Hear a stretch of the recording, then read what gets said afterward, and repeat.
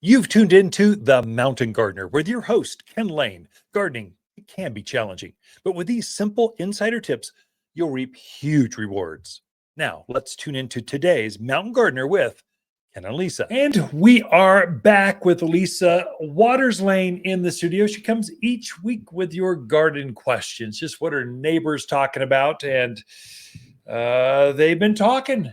We had a record weekend, Mother's Day weekend. Yeah. Just kind of set all kinds of, blew past all kinds of 61 years, blew past all those.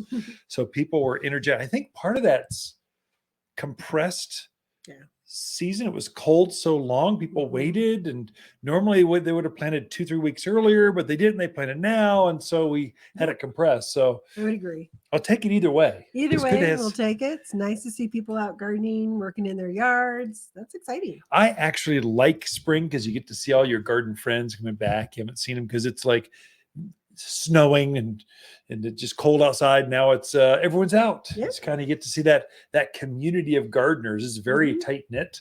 Right. Fun to see everyone. Very much so. Yes. So gardening questions. What are we talking about, my love? Sure. So Ashley's in Prescott. She has some roses that have lots of wonderful buds, but those buds are not opening.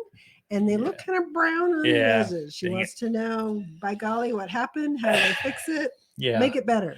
So I mentioned that the previous segment, but basically that was on trees, but their thrip get into roses as well. Mm-hmm. And so what happens is where that rosebud comes out, there's a little tiny bug that crawls inside the bud, and they nest. There's more than one. It's like a whole community of thrip. Or no-see-ums are inside the bud. If you were to actually break open that bud, you'd see bugs kind of jumping around inside the bud. They're eating the flower from the inside out. And that's why I tell folks, you should put rose food with systemic on your roses earlier. So it's like April and March even. Put it on so the plant will actually absorb this food and with the bug inhibitor inside the actual rosebud. And so that's it's too late now because they're already in the bud. So what do? Pray over your roses. That's all you can do. There's no way to get them. Once they're inside the bud, we can spray them. So I would say spray right now, no question, with triple action. It's a neem oil. It actually will take care of any bugs that are exposed onto the plant itself. So at least you don't have more damage. It's hard to get it inside the bud. Focus inside the buds on the buds as best you can. It does have a fragrance to it. It's got an odor that insects don't like. So you get a repelling action that'll help keep off the aphids, the thrip that are coming, that will keep coming. And then fertilize with the rose food with systemic. Do it now. So it's better to do it late than never. And then some of those buds won't open. Most, I think, will.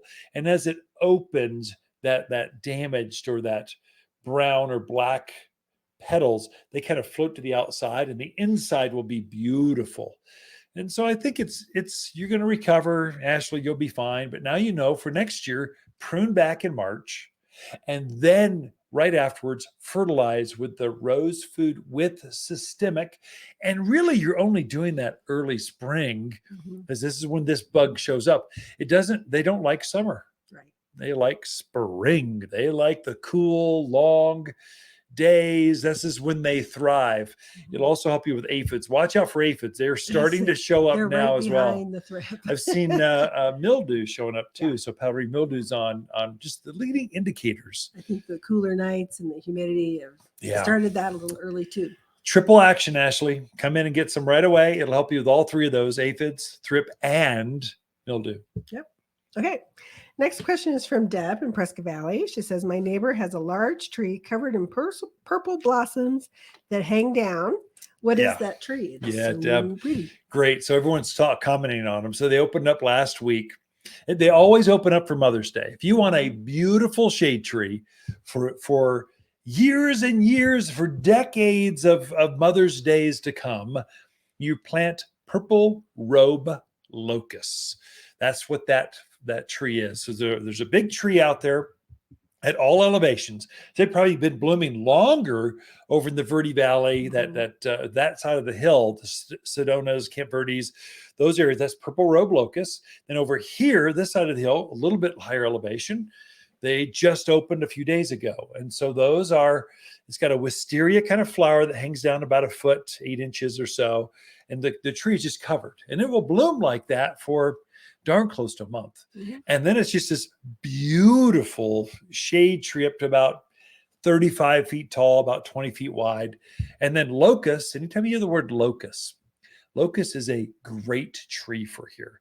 So they generally have smaller leaves, so they take our wind. They don't dry out as easily. There's another one that's a companion to that, that's a cousin, called golden locust or honey locust. You're seeing this bright, bright yellow tree right now. That's golden locust. That they go together. So they take the wind, they're drought hardy. The golden locust doesn't bloom so much, but the foliage is so stunning that you just go, wow. And it looks really good against the native blues, dark greens, companion planted with aspens, just as a good contrasting plant. Then as we mature, that plant will actually turn green. So it's green through the summer, but the new growth is always gold. For the purple robe locust, it always puts on the flower first, then it leaves. And so you see this dramatic, like it's noticeable when you see it in bloom. You're going, wow, I got to have me one of them. It's pretty fast growing for a locust, right? Oh, very fast. Robe. Yeah, very fast. All right, we covered that. I did. I was waiting for you to comment on the accent I used. I got out of my box going, sorry. I don't even know where that came from. I'm so used to hearing you do that. I don't know, sir. Never mind. Let it go. I'll just start offending people. Yes. Stick with my Irish accent. No. Matey. Matey? Yeah, I know. I'm not even going to go there. All right. Jack from Prescott says, you mentioned using different products for great tomatoes, but I didn't write down what you mentioned. And can you cover that again, please? Jack, you got to take better notes. This is super easy.